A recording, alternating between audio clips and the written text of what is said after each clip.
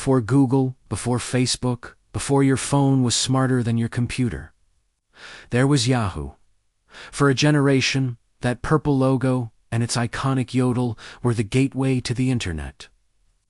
Remember logging on through a dial-up modem to check your Yahoo mail or browse the Yahoo directory? It wasn't just a search engine. It was the internet's front page, a digital empire that seemed unstoppable. So, what happened? How did the undisputed king of the web lose its crown so spectacularly?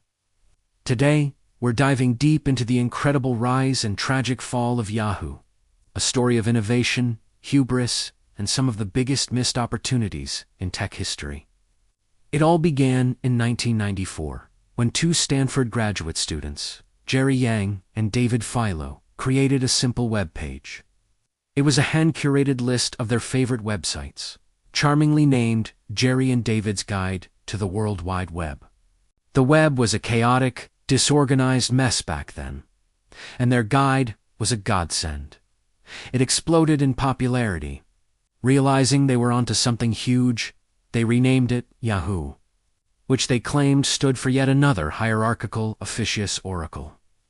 With a catchy name and a real solution to a real problem, Yahoo was born. In the mid to late 90s, Yahoo's growth was astronomical. They went public in 1996, and their stock soared. They weren't just a search directory anymore. They became a web portal, a one-stop shop for everything you could want online. Yahoo Mail, Yahoo Finance, Yahoo News, Yahoo Games. They built an ecosystem that kept users glued to their pages. At its peak, Yahoo was one of the most valuable companies in the world, the undisputed giant of the digital age. They were Google, Facebook, and Twitter, all rolled into one, long before those companies even existed. They defined what it meant to be an internet company. But as the new millennium dawned, cracks began to appear in the purple armor. The first, and perhaps most fateful, misstep came in 1998. Two other Stanford students, Larry Page and Sergey Brin, tried to sell their fledgling search engine project to Yahoo for a mere $1 million. Their project was called Google. Yahoo turned them down. At the time, Yahoo saw search as just one part of its portal, not the core business. They didn't fully grasp the power of Google's superior search algorithm, which ranked pages based on relevance and links, not just manual curation. A few years later, in 2002, Yahoo had a second chance. They realized their mistake and tried to buy Google, this time for $3 billion. Google, now more confident, countered with a $5 billion price tag. Yahoo's CEO at the time, Terry Semele, balked at the price and walked away. This would go down as one of the most catastrophic blunders in corporate history.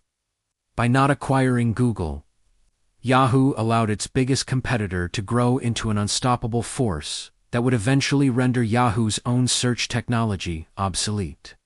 Yahoo's business model was another critical issue. They were fundamentally a media company that sold banner ads. They focused on creating content and keeping users on their portal for as long as possible to maximize ad views. Google, on the other hand, was a technology company. Their goal was to get you off their site and to your destination as quickly as possible, monetizing the process through highly targeted text-based ads next to search results. Google's model proved to be far more scalable, effective, and lucrative. While Yahoo was busy being a media giant, Google was building the world's most powerful advertising machine. The missed opportunities kept piling up. In 2006, Yahoo had a deal on the table to buy a small, quirky social network for $1 billion. The deal was all but done, but at the last minute, after a disappointing quarterly earnings report, Yahoo's management got cold feet and lowered their offer to $850 million. The young CEO of the startup was insulted and walked away from the deal. That startup's name? Facebook. Imagine a world where Yahoo owned both Google and Facebook. The internet landscape would be completely unrecognizable. Yahoo's problems weren't just about bad acquisition decisions. They were also internal. The company suffered from a lack of clear vision and a revolving door of CEOs, each with a different strategy. One CEO wanted Yahoo to be a media company. The next wanted it to be a tech company. Another wanted it to focus on mobile. This constant strategic whiplash created a confused and fragmented corporate culture. While Google and Facebook were laser-focused on their core products, Yahoo was trying to be everything to everyone. And in the process, it became a master of none.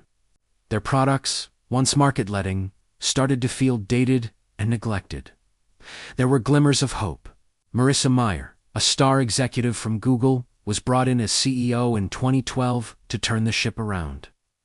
She made some bold moves, redesigning core products like Mail and Flickr and making a massive $1 billion acquisition of the blogging platform Tumblr. The hope was to make Yahoo cool again and capture a younger demographic. But ultimately, it was too little, too late. The company's core advertising business was still in decline, and the acquisitions failed to reignite significant growth. The cultural rot was too deep, and the competition was just too far ahead. The final chapter came in 2017. What was once a company valued at over $125 billion sold its core internet business to Verizon for just $4.5 billion, a fraction of its former glory. The rest of the company, which primarily consisted of its valuable stake in Alibaba and Yahoo Japan, was renamed Altaba and functioned as an investment firm before eventually dissolving. The iconic Yahoo brand, while still existing under Verizon and later Apollo Global Management, was a shadow of its former self. So what are the lessons from Yahoo's story? First, never underestimate a focused competitor. While Yahoo was building a sprawling empire, Google focused on doing one thing: search, better than anyone else. Second, innovation isn't a one-time event. Yahoo was a pioneer, but they failed to keep innovating and adapting to the changing landscape. They became complacent. And finally, a clear vision and stable leadership are paramount. Without a North Star to guide the company, Yahoo drifted aimlessly while its rivals sailed past. The fall of Yahoo is a powerful cautionary tale for every tech giant today. It shows that no matter how big and dominant you are, you're never more than a few bad decisions away from irrelevance. It's a reminder that in the fast-paced world of technology, you either disrupt or you get disrupted. Yahoo created the blueprint for the modern internet, but it was other companies that perfected it and built the future. What are your memories of using Yahoo back in the day? Let me know in the comments below. It's a fascinating piece of internet history that shaped the world we live in today. Thanks for watching, and if you enjoyed this trip down memory lane, be sure to like this video and subscribe for more deep dives into the stories that define our digital world. See you next time.